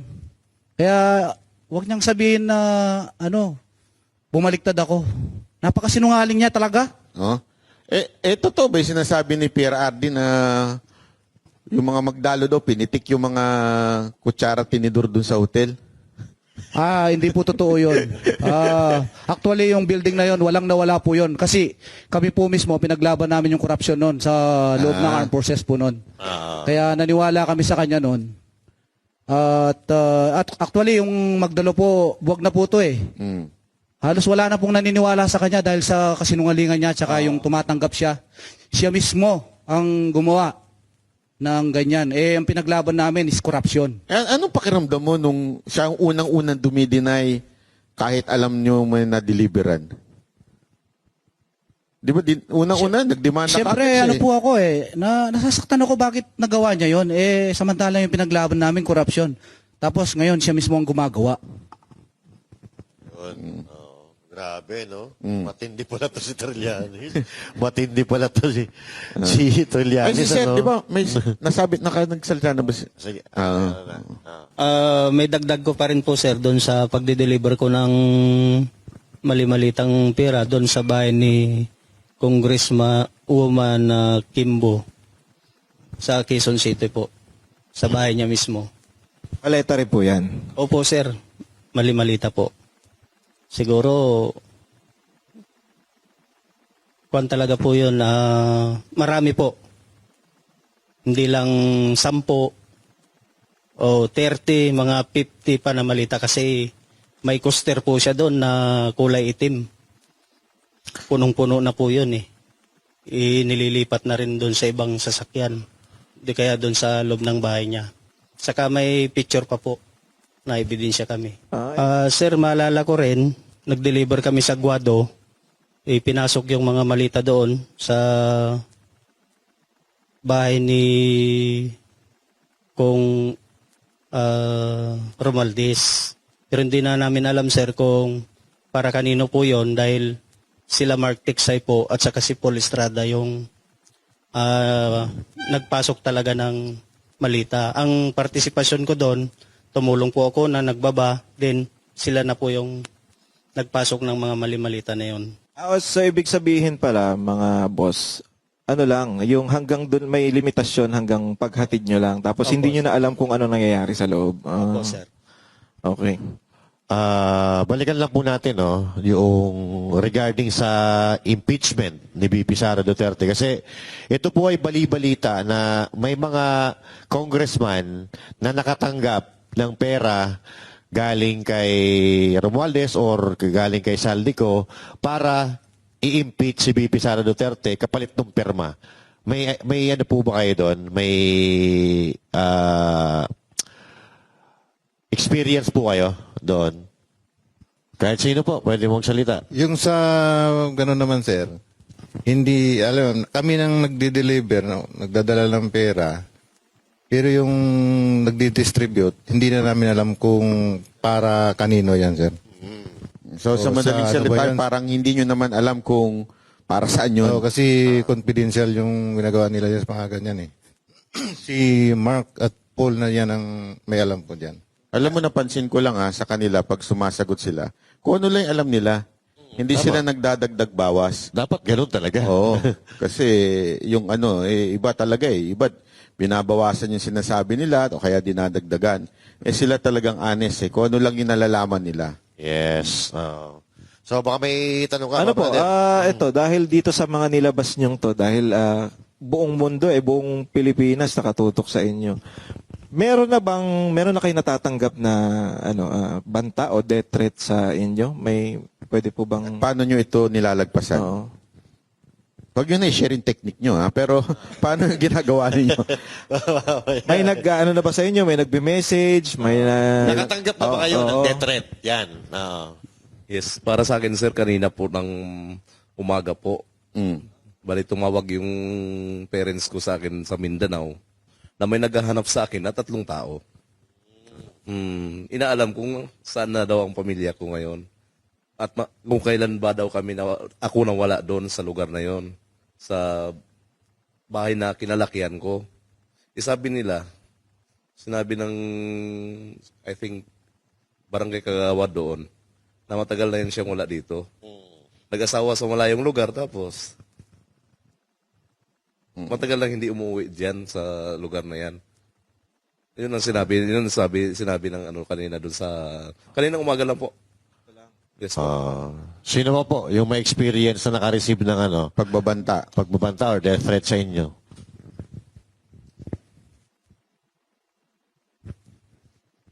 Sir, yung pagbabanta kasi noon na ginawa sa amin ng isang officer namin is na pagka kung lumabas kayo, ang sabi doon sir, kung lumabas kayo, siguraduhin lang ninyo na mapataob nyo itong gobyerno. Pagka hindi nyo mapataob ito, may kalalagyan kayo. Yun ang sinabi mismo nila sir sa amin. Okay. So ito, isa pang tanong meron ba kayong napag-deliver ang cabinet secretary o yung mga secretary ng mga department ng gobyerno? USEC? And, mga secretary or USEC? USEC, secretary. Aside from mga congressman? Meron po, sir. Sino? Si Yusik Bunuan po, sir. Si Secretary Bunuan? Yes, sir. Ng DPWH? Yes, sir. Yung umalis na, yung matanda? Yes, sir. Anong kaalaman mo doon? Bali ako po, sir, ay driver noon. Ang kasama ko po doon ay si Boss Mark Tiksay. Tsaka si Brian Lasaga. Ako po yung driver, bali si Brian Lasaga po yung yung security. So dahil driver, po yung namin, pag nagbababa kami ng Malita, tumutulong na rin po ako. Yan, ganyan. Yan, pag sakay po na, kasi ako po yung driver, hindi ko pa alam yung isisend sa akin yung location. Yan, yung location ng EA. Yan, ako na bahala mag-mapping, papunta rin sa bahay. Sa bahay to ni Bunuan? Bahay ni Yusik Bunuan. Pag sakay po namin, tatanungin po namin yan si Boss Mark, kaninong bahay ba? Kay Yusik Bunuan yan, huwag kamingay. Kay Secretary Bunuan? Yes, sir. Binigyan pa nga kami siya ng tagta 3,000 eh. Galante, Ano ba yung diniliver nyo? Paper bag, maleta? Paper bag o Malita maleta? po, sir. 8 malita po. Ha? 8 malita. 8 maleta, tas 3,000 binigay? At least meron. Yung iba, walang binibigay eh. Iba ba? At least meron. Sino ba pinakagalante na Para daw po nagpaboto? sa amin, sir. Ha? Para daw po sa amin. For the boys po baga. For the boys. Sino pang may experience ng galante sa kanila? Sino ang galanting pinag-deliveran ninyo? Ang nakatanggap pa ng... aminin na natin, di ba? Meron namang ganyan for the boys, tip, di ba? Kung baga, sir, para lang po yun sa amin na nag-deliver. Oo. Yun. At least honest si sir, di ba? Yes. Ito, sa Comelec, nag-deliver po ba kayo? Gusto namin marinig sa inyo kasi narinig namin sa social media. Gusto namin marinig sa inyo mismo. Ilang beses po ba kayo nag-deliver sa Comelec at kanino po i-deliver? Saan? Saan? Saan Comelec? Bali si chairman ng Comelec. Sino po? Chairman ng Comelec po, Garcia. Hindi man namin dineliver talaga sa kanya. Nakipag-meeting sa kay boss sa Maidas Hotel. Tapos yung dala na malita, 2 beses kasi siya meeting.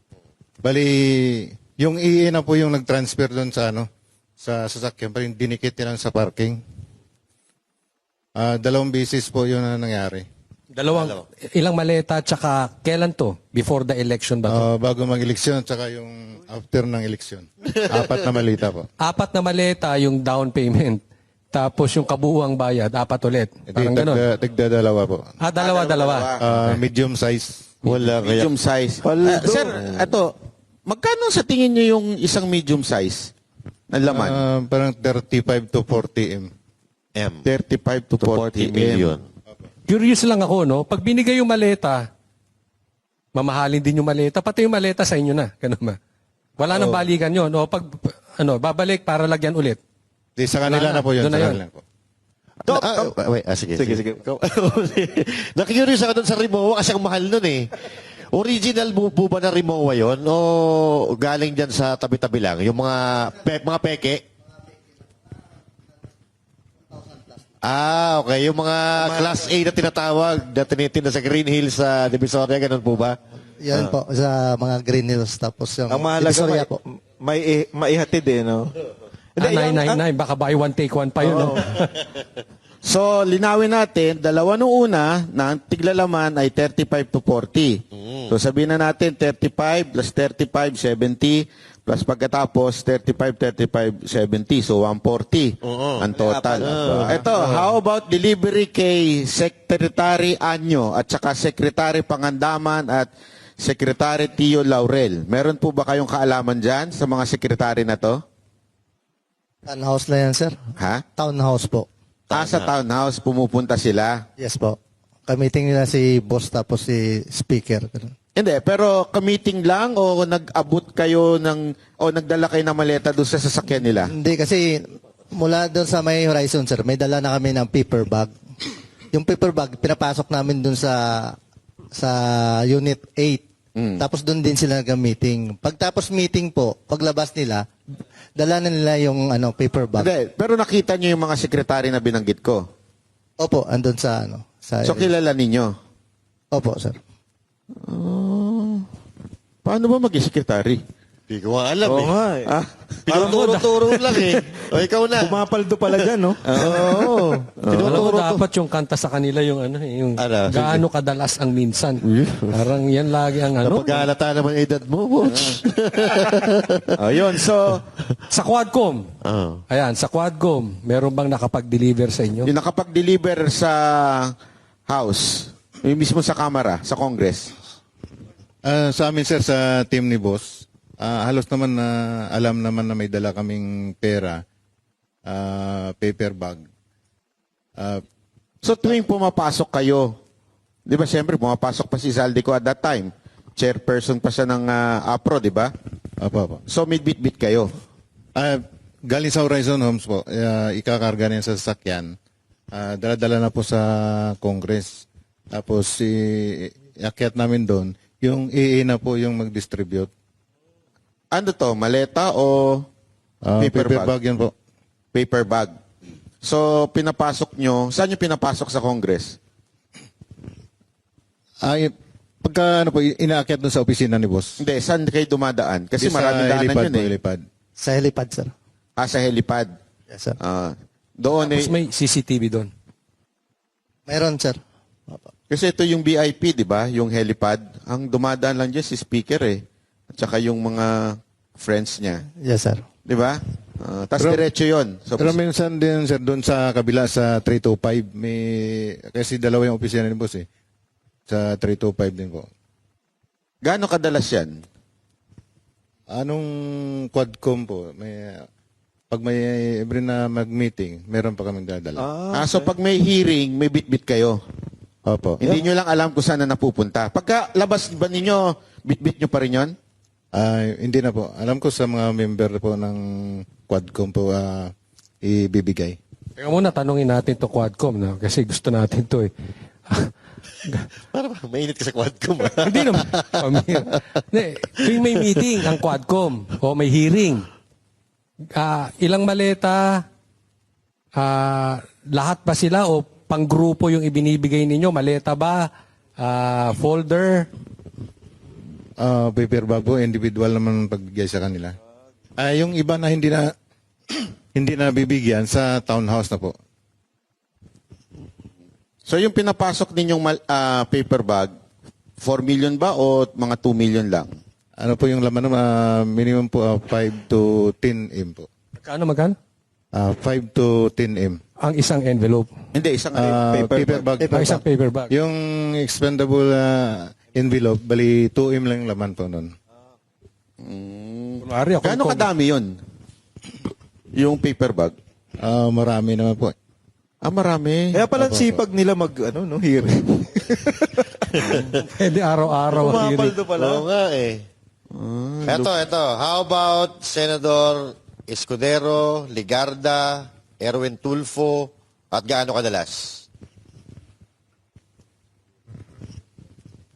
Doon po sa kay Senator Ligarda po doon sa bahay niya. Sa Batangas? Sa Forbes. Dito. Sa Forbes. Opo. Kasama po mismo si Kong Saldi noon, sir. Ano to, senador siya o congresswoman pa ng time na to? 2024 po yun, sir. 2024. Senador na. Senador na. Pag meeting niya doon, si boss, pagpasok nung libo ni boss, binaba namin yung 2 malita. Ilang beses po yun? Gano'ng kadalas? O isang beses lang? Para sa akin po, sir, isang beses lang po, sir. Andali, 2 maleta? Yes, sir. Medium yan, sir. Medium, sir. Medium? Sabihin na natin, medium. 35, to large. 35, 70. Medium po, sir. 70. 999. Bakit hindi, ito, nagtataka lang ako, bakit laging medium, hindi large? Mabigat. Mga 3 tao, sir, kung alanganin ka magbuhat. Di ako, kaya ko yun. Ako. Bigyan mo nga. Kakayanin mo. Medyo lang. Tapos, doon po kay Senator Escudero, kasama din po namin si Boss Saldi noon. December po yun, sir, 2024. Doon sa bahay niya sa New Manila. 4 na malita rin po, sir. Etong mga nangyayaring, di ba, pinag-uusapan natin yung ginawa ninyo sa NBI. Kasi etong paulit-ulit na tinatanong nung time na ini-interview namin si Attorney Baligod na baka naman katulad din yan nung kay Gutesa na sa simula lang, tapos pag tinakot yung pamilya, naintindihan natin, ako naintindihan ko yung nangyari kay Gutesa, napakahirap nga rin naman. Sabi nga nila, i-bash ka na at lahat, gawin na sa'yo lahat, pero pag ang pamilya mo na, dudugo na yung puso mo dun Di ba? Alam natin yan. Pero kayo ba? Kasi yan ang tanong sa amin Siyempre, di man namin masagot. Kayo po ba, hanggang kailan kayo at sigurado ba kayo hanggang dulo itutuloy nyo itong laban na to? Sige po, kahit sino po. Hello, sir. Para sa amin itong tropa na to, sir. Kung anong naumpisahan namin, hanggang dulo na ito. Wala nang iwanan. Tatapusin na namin. Kung sana nga, matuldukan na to Kasi naumpisa na namin to. Hanggang dulo na ito. Paano, sir, kung merong magtrilyani sa inyo? Malabo. Malabo mangyari. Malabo. Malabo si Medyo Trillanes, ibang no? breed yun, ano? Oo, ibang breed. mixed breed yun. Sige po. Meron pa iba? Hindi po gawain ng Maris yung ganun, sir. Hindi po gawain ng Maris yung ganun, sir. Yung ginagawa ni okay. Trillanes. Sa amin nga sir, sa dami-dami naming malita, dinadala kung saan-saan. Kahit 1,000 man lang, kasi 1,000 o 500 na ang laman yan. Hindi pa kami nakatikim yan na magkuha dyan. Di ba? Dito, pero to honest to sa akin lang ako talaga humahanga sa ginawa ninyo. Dahil pwede naman kayo manahimik Pwede naman kayong mabuhay ng mapayapa, di ba? Alam naman natin ang gulo-gulo na ng mundo, pwede kayo mabuhay ng mapayapa, pero nagsalita pa rin kayo. Napakahirap niyan. Ako nga pag nagsasalita, ang dami kong kasong kinaharap paano pa kaya kayo na talagang ang binangga ninyo at talagang detalyado ang sinabi ninyo, talagang kita nyo, ilan na demanda ninyo ngayon. Di ba lahat ata ng binanggit ninyo, didemanda na kayo. Anong nagbibigay sa inyo ng inspirasyon na tumuloy-tuloy dito sa laban na to? Nagsalita kami, sir, dahil sa kapakanan po at kinabukasan ng ating bansa, lalong-lalo na po sa aming sari-sariling pamilya at sari-sariling bayan. Kasi alam na namin na napakatalamak na talaga ng korupsyon dito sa bansang Pilipinas. Kaya kailangan natin tuldukan dito, sir. Magtulungan tayo, lalong-lalo na sa mga taong bayan, na suportahan kami kung may suporta kayo sa amin through our emotional o hindi naman kami humingi ng financial, sir, kasi sanay kami sa hirap, sir, sanay kami sa gutom. Simulat sa pula pumasok kami ng military, yun na yung na-train sa amin, sir. Hindi kami tumatanggap ng kung anong offer sa amin, sir. Hindi, nakasuporta ang taong bayan sa inyo.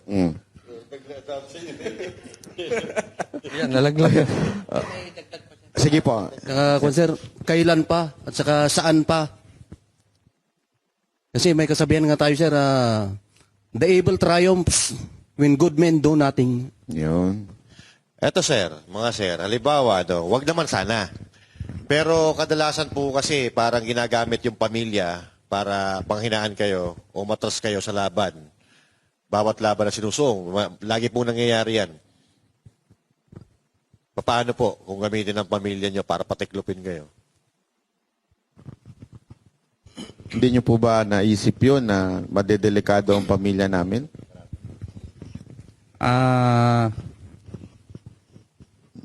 Sige sir, ikaw, hindi ka pa nagsalita si sir, ngayon na. We are ready, sir. Ready. Sir, para sa akin, thank you. Itong nabuo namin to na pag-uusap noon, nag-ano na ako sa pamilya ko, kwininto ko na kung ano yung katotohanan para sa amin yung mga pagdi-deliver at kung ano yung nakikita namin. At kung sino ang pinagdi-deliveran namin. Sabi ng pamilya ko, kung ano yung totoo, sabihin nyo. At andito lang kami, sabi ng pamilya ko. Kaya yung pamilya ko, sila yung nagpapalakas ng loob ko. Kaya sumama din ako dito at nabuo itong team namin na naumpisan namin. Kaya hanggang dulo na to. Para sa bansang Pilipinas. Good. Meron pa po. Sir, ayun. Okay. Ay, yung sinasabi niyo, sir, na pakialaman yung pamilya namin, iba namang usapan yan kasi hindi naman, ang sa amin lang dito, yung usapan lang man sa korupsyon ang pinaglalaban namin. Iba na pong usapan ng pakialaman ng pamilya namin, gira na po yan. Nako. Ay. Hindi kasi alam nyo, sabi nga, sa mga adik, walang imposible. Alam nyo naman yan, di ba? Wala akong pinatutukuyan, pero sa bangag, walang imposible. Lahat ay gagawin para talaga proteksyonan ng sarili. Di ba? Siyempre, yung mga praning. Pag, talagang kahit na napapaligiran na siya ng pulis, napapaligiran na siya ng katotohanan, hindi yung papahuli ng buhay. Gagawin niya ng lahat. Alam naman natin na marami sa ating government official na bangag sa kapangyarihan, lulong sa kapangyarihan. So gagawin niya lahat para hindi mawala yung kapangyarihan na yon at yung Nakukuha pa nila hanggang ngayon. Kasi ang balita natin, di ba, kayo din, alam niyo yan, tuloy-tuloy pa rin sila eh. Imagine niyo corrupt ang 2025 budget. Until now, inulit pa nila. Para bang wala sila talagang konsensya, paulit-ulit. Hindi ba kayo na-frustrate doon? Sa bagay na, ano ba yan? Paulit-ulit na lang. Hindi nyo ba naisip na meron pa kayong gawing hakbang na iba? Ito nga sir, yung ginakbang namin nga ngayon, baka may dadagdag pa kami na para matigil na talaga itong korupsyon ito dito sa ating bansa. So marami pa kayong ebidensyang ilalabas? Yes po, marami pa po. At saka maliban sa ebidensya, boss, parang narinig ko, hindi lang kayo 18. Meron pa pong, kung halimbawa man, may gawin sila sa inyo, may backup na mga Marines din po ba ito? Na mga natitirang iba? Ano naman ang pakiramdam ninyo na na hindi kayo inimbitahan ni Lacson at parang tila minaliit kayo ni Lacson at ni Soto? Hindi kayo inimbitahan sa Blue Ribbon? Yes, sir. Meron ba? Sige lang. Baka sir, hindi niya lang kami inimbitahan kasi baka mapatunayan doon, masabi yung katotohanan. Pag nagtanong sila ba? Si Lacson po ba ay nakatira ninyo? Meron kayong kaalaman? Wala naman. So, si Soto lang, yung ngayon ay nasa Blue Ribbon o sa leadership ng Senate. Opo, siya po. Okay. Puro kabila ang tinatanong natin nakatanggap eh. Tanongin natin sila. Kung si BP Sara, nung siya ay secretary ng Department of Education, naghatid po ba kayo sa kanya ng pera? Wala po, sir. Hindi, kasi ayan ang inaano nila eh. Ayan ang narrative ng mga dilaw eh. Na Duterte lang daw tong mga to, kaya ang dinadali nila o ang tinitira nila yung yung administration Itanong natin, lang. kayo ba Duterte lang ba talaga kayo o ano? Sige nga. Wala po, Kami sir, neutral kami sir. Ilan dito Ilocano? Ang dami. Marami. Ilocano rin ako. Ilocano rin kami. Lalo na to, kuripot nito eh. ito. Hindi, kapatid ko kasi ito eh. Yung kapatid Rinawin ko, kapatid ko to eh. Kaya, Huwag niyo sabihin ha, hindi totoo na kuripot ang so, Ilocano. yung mga nasa likod, Ilocano. Waldas ka lang daw, boss. Yan, ito sa harap din. Oh. Kasi iba, Mindanao na. Mindanao. Oh. Kaya para balanse tayo. Kay Congressman Pulong Duterte. Wala din po sir, wala din. Wala din. Kaya nga sabi namin, sir, itong paglalahad namin, hindi to siya na maka-pro Duterte kami, maka-pro BBM kami. Ang nilalahad namin, sir, ay yung kung ano nakita namin at kung anong katotohanan lamang. Kasi from the beginning, yung sinasabi ni attorney sa amin, in-explain sa amin kung ano nakalala yung corruption sa Pilipinas. Kaya inisa-isa namin, in-explain sa kanya na yun nga, ganyan nakalaki ang korupsyon ng Pilipinas, saan napupunta yung budget. Kami sir, may alam kami sa mga ganyan. Kaya nabuo tong grupo namin na ito, na Brave 18, dahil sa desisyon namin na matulukan nga yung corruption sa Pilipinas. Tapos, ang dito sir, yung sinasabi nila na pro Duterte kami, kaya tingnan mo naman sir si Senador Loren Legarda, si Senador Chis Escudero, di ba sa kabila, kay baka pro Duterte naman yan sila. Bakit namin dinamay dyan? Di ba? Kung may kinikilingan kami na na politiko, sana hindi namin binanggit yan. Pero bakit sa kabila nitong matitibay ng mga aligasyon ninyo, bakit sa tingin nyo may mga politiko na pinagtatakpan pa rin at baliktarin kayo? Gusto kayong baliktarin? Dahil gusto nila, sir, na ipagpatuloy yung ginagawa nilang mali. Na sana yung budget na para sa taong bayan, ibubulsa nila o gagamitin nila sa kasamaan. Kaya nga, desisyon naming lumabas talaga, sir, para matulukan talaga tong korupsyon sa bansang Pilipinas po. Okay, last question na. Ito, matinding tanong to, sana masagot ninyo. Sino sa inyo ang inutusan ni Saldico para trabauhin ako? Wala naman. Hindi, ako nagtatanong lang ha. Ayan, pero hindi sasagot. Nakuan ko lang sir, nag-meeting sila sa ito sa may yung bagong opisina doon sa may FB. Oh. Fort Victoria. Nag-meeting sila doon sir. May kasamang 4 na attorney para sa kaso nyo. May dalang maleta. Kakasuhan kayo sir. May dala silang maleta, wala naman. Wala po. Okay.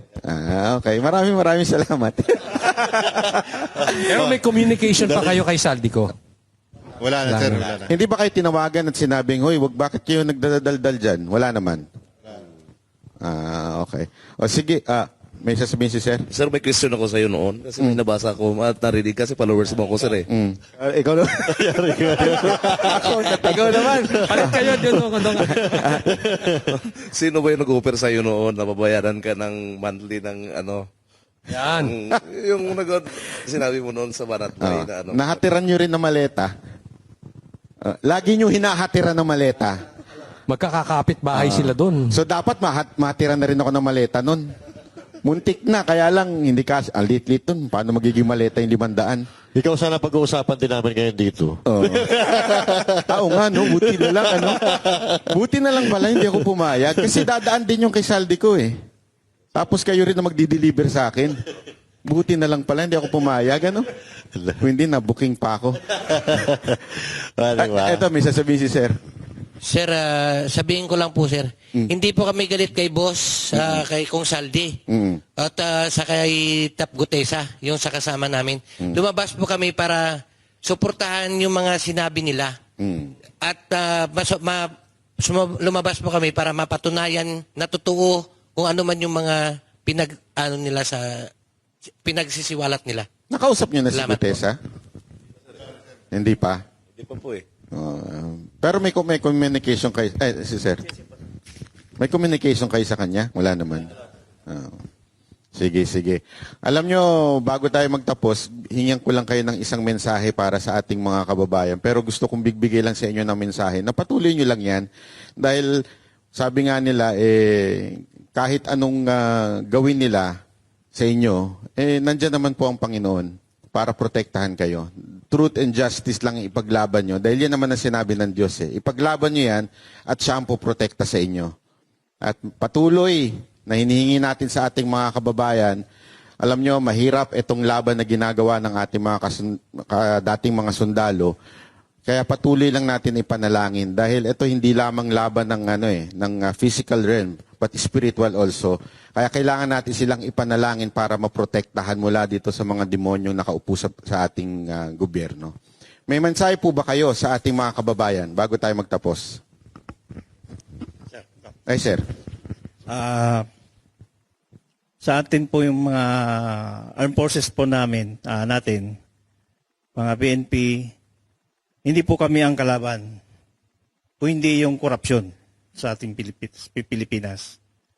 So, ika nga, sinasabi ni ating General Luna, bayan o sarili. Pero, ang nangyayari sa ating bansa, ay patuloy pa rin yung korupsyon. So, hindi to titigil kung walang mananagot. At sana naman, matuldukan na to kasi kung hindi to matuldugan, tuloy-tuloy pa rin ito. 2 generations sa mga anak namin, sa mga apo namin, at sa mga pagdaan pa ng ilang taon. So sana, pakiusap po sa taong bayan, lalong-lalo na sa mga kasama namin sa AFP, sa PNP, hindi kami ang kalaban. Korupsyon ang kalaban natin para matuldukan, matapos na to. Yun lang po. Maraming salamat. Meron pa po bang gustong magdagdag? May dagdag lang po ako, sir, sa masasabi ko lang sa ating kababayan na sana wag naman nila kaming ibas o sirain tungkol dito sa inilahad namin na tungkol din sa korupsyon at saka sa ibang anomalya sa gobyerno. Dahil sinabi lang din namin kung ano yung totoo dito at ipag-pray ko na rin po sila, pag-pray namin sila na sana mabuksan na yung kanilang kaisipan para sa ikabubuti ng ating bansa na hindi lang puro panira yung sinasabi nila. Yun po yung mga naniniwala din po sa amin. Salamat po sa inyo at makakaasa kayo na ang laban na ito ay hindi na magbabago. Tatapusin na namin ito. At managot ang dapat managot dito. Yun lamang po. Salamat po. Sige sir, meron pa po. Kaya gaya nga sa mga kababayan namin, ang issue na dito is hindi ito sa military background namin ang issue. At lalong binababa yung credibility namin at moral namin. Ang issue dito is corruption ng bansang Pilipinas, especially the flood control. Kaya ako ay nagpapasalamat sa lahat ng sumusuporta, lalong-lalo na sa mga taong bayan, na patuloy pa rin silang nananalangin para sa safety ng pamilya namin, security ng pamilya namin, at sa bansang Pilipinas. Maraming salamat po. Sige po, ito si sir. Sa taong bayan po, suportahan mo lang po kami. Ituloyin namin yung laban po. Salamat po. Meron pa Meron po. po? Gusto magsalita? Okay na? Okay na. Okay na? Kayo, may mensahe kayo bago magtapos? Ikaw muna. Sige, maraming salamat sa inyo mga sir. Kasi kung hindi kayo tumayo, parang nawawala na rin ng pag-asa ang mga ang mga Pilipino. Kaming Banateros, parang nawawala na rin kami ng, alam mo yon, parang kami na lang ba yung lalaban para sa korupsyon? Kami na lang ba yung magsasalita dito sa korupsyon? Pero nung lumabas kayo, para kaming nabunutan ng tinig na, eto, meron pala tayong kakampi, meron pa pala tayong kasama laban dito sa korupsyon. Kaya maraming salamat sa inyo mga sir. Saludo po kami sa inyo. So ngayon, unang-una, kayo po ngayon sa labas, tinuturing kayo mga bayani. Kasi katulad na sinabi niya, kami po ay naghihintay kung sino ang tatayo para labanan ng korupsyon at nagkataon naman na dumating kayo. So yun po ang pagkakakilala sa inyo ngayon ng mga Pilipino, hindi lang sa Pilipinas, kundi sa iba't ibang panig ng mundo na may mga Pilipino. So gusto lang po namin magpasalamat po sa inyo at nakasuporta kami sa inyo sa adhikain ninyo na matapos at matuldukan ang korupsyon sa Pilipinas para sa ating kinabukasan. Maraming salamat. Ipagdarasal namin kayo. Mag-iingat din po kayo lagi. Nasabi na nilang dalawa eh. Pero seriously, maraming salamat sa inyo at bilib na bilib ang taong bayan sa inyo dahil alam nila sakripisyo yan galing sa inyong pamilya. Mabigat yun. Alam natin yan na posibleng madamay ang pamilya pero kayo'y nanindigan. Ngayong walang naninindigan karamihan sa mga public officials natin. Kaya kayo ang bagong bayani na tinuturing, sir. Yun lang masasabi ko. Saludo po sa inyo lahat, sir. At yun, mga kababayan, nagsalita na po ang ating mga may kinalaman sa issue na ito. Nasa kamay nyo na ang susunod. Kung kayo ba ay gagalaw o kayo ba ay mananahimik pa rin. Kaya lusob na sa buffet. Sa buffet. Hindi sa kung saan kayo Sa talaga. buffet. Alam ko sa parang gusto niyo lumusob sa iba eh. Hindi, doon sa buffet. Pupunta tayo doon mamaya. Ha? Maraming salamat po sir ha. Nasabi ko na lahat sa inyo na thank you. Kami po ay alam namin pagod kayo buong araw. Nasa NBI kayo pero pumunta pa rin kayo dito. Maraming salamat.